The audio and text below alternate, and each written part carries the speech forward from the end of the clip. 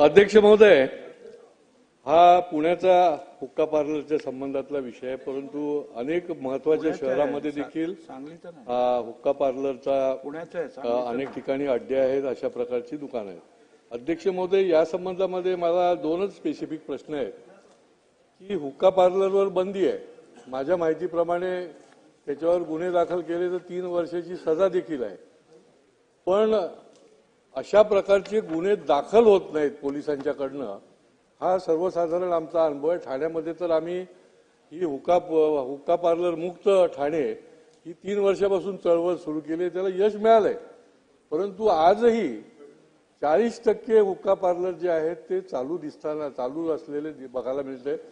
आणि त्याच्यामुळे आपण या संबंधामध्ये काय कार्यवाही कराल? आणि नंबर 2 की थेट हुक्का पार्लर किंवा हर्बलच्या नावाखाली हुक्का पार्लर चालवतातच, पण आजकाल परमिट रूमच्या मागे देखील हुक्का पार्लरचा अड्डा ठेवलेला असतो की ज्याच्यातून अनेक मोठी तरुणाई जी आहे ती त्या ठिकाणी अट्रॅक्ट केली जाते. मग त्याच्यानंतर शेवटी ते ड्रग ॲडिक्शन जे आहे त्याची सुरुवात ही आहे.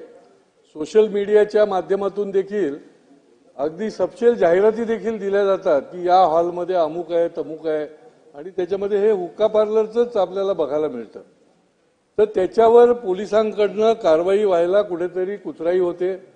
पोलिसांकडनं आपलं धातूर मातूर त्यांना सांगितल्यासारखं होतं आणि हे हुक्का पार्लर चालू राहतात. आता याच्या पाठीमागचं काय राजकारण आहे, काय अर्थकारण आहे, परंतु या संबंधामध्ये कठोर पावलं उचलण्याच्या दृष्टीने आपण कोम्बिंग ऑपरेशन करून ही कायमची बंद कराल का?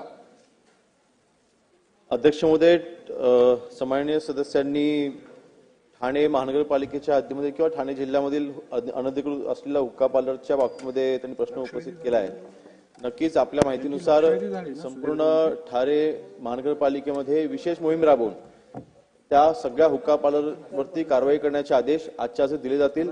आणि विशेष मोहीम हुक्का पार्लरच्या संबंध महाराष्ट्रामध्ये ज्या ठिकाणी अनधिकृत हुक्का पार्लरचे तिथे जे काही हुक्का बार चालू आहेत त्यांच्यावरती कारवाई करण्यात येईल.